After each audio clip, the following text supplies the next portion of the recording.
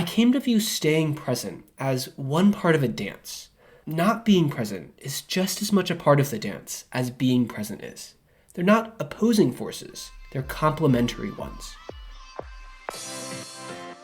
Hello, and welcome to The Joy Within, where we're eliminating stress and negativity, one thought at a time.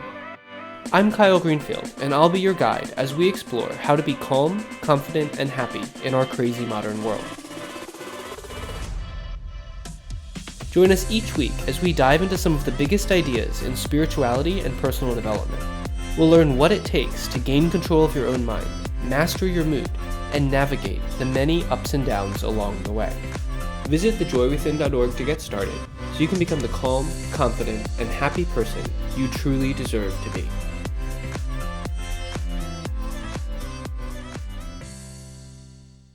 Hello, and welcome back to the Joy Within's podcast. Today, I want to talk about presence, but I want to encourage you to think about it in a way that's maybe a little different from what you might be used to. Often, whenever we talk about becoming mindful or becoming more spiritual or getting clear on the things that we really want, we place a lot of emphasis on presence. We talk about finding center or being present in the moment. And don't get me wrong, I think that's absolutely essential.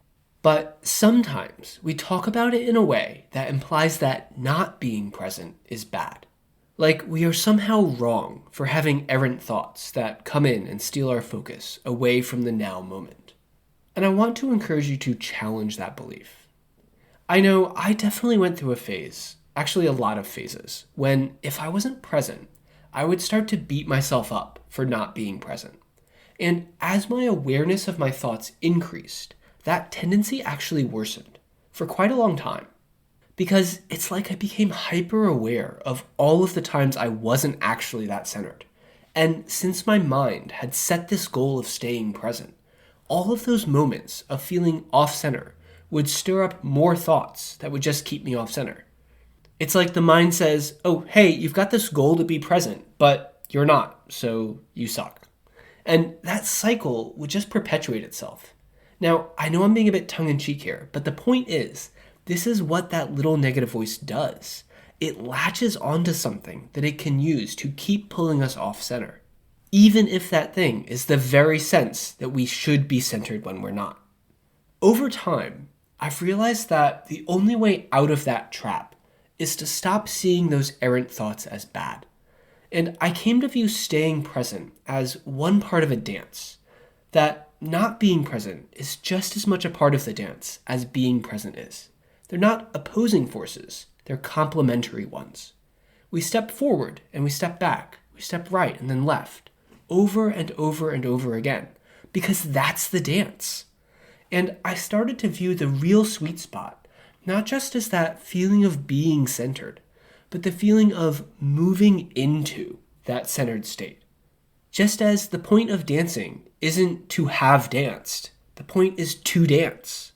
And for me, focusing on that motion, that step into being present, really helped to dissipate a lot of the negativity and the self-judgment that I used to have whenever I wasn't feeling present.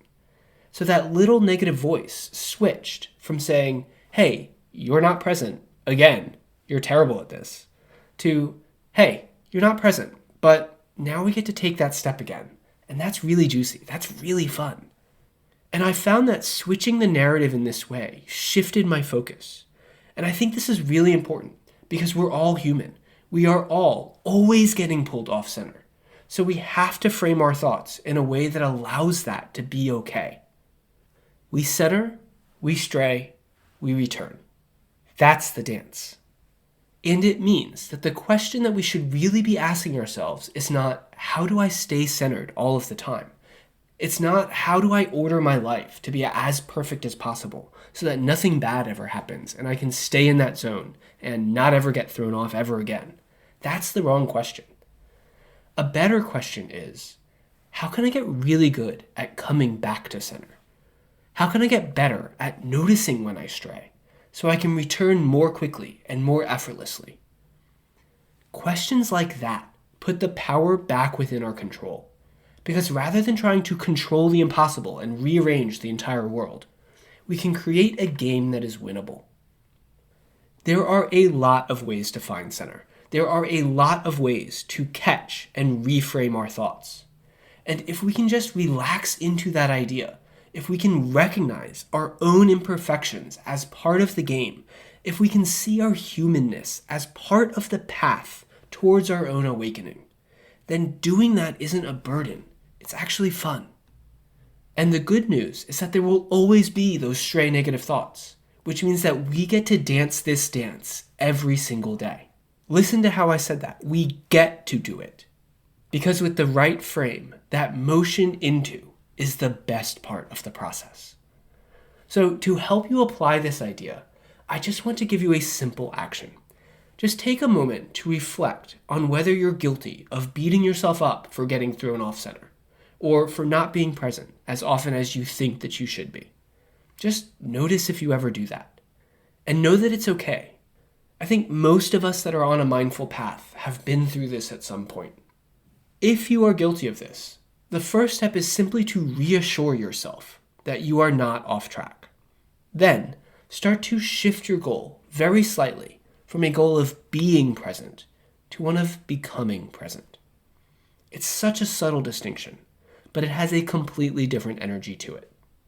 And I find that if I can focus on the becoming, the being arises naturally. It becomes more effortless because we take away that pressure of where we think we should be, and we focus more clearly on the direction in which we are headed. And as I said, that will get you thinking more about ways to become present, which are actions that are 100% within your control. That's where our power lies. So just play with that idea for a few days and see what happens. Focus on the act of becoming present. And just notice if you don't start to feel a little more consistently and maybe even somewhat magically, like you already are. Because the beingness is natural. It's effortless. As long as we just stop trying to convince ourselves that we are not already there. Thanks for listening to today's episode. When you're ready to take a stand against the stress and negativity in your life, head over to thejoywithin.org, sign up, and choose the path that's right for you. When you join, you'll learn a simple process to activate your natural inner joy so you can regain control and become the calm, confident, and happy person you deserve to be. Visit thejoywithin.org to get started today. And if you enjoyed today's podcast, don't forget to like, subscribe, and share it with someone you love, because I think we can all use a little more joy in our crazy modern world.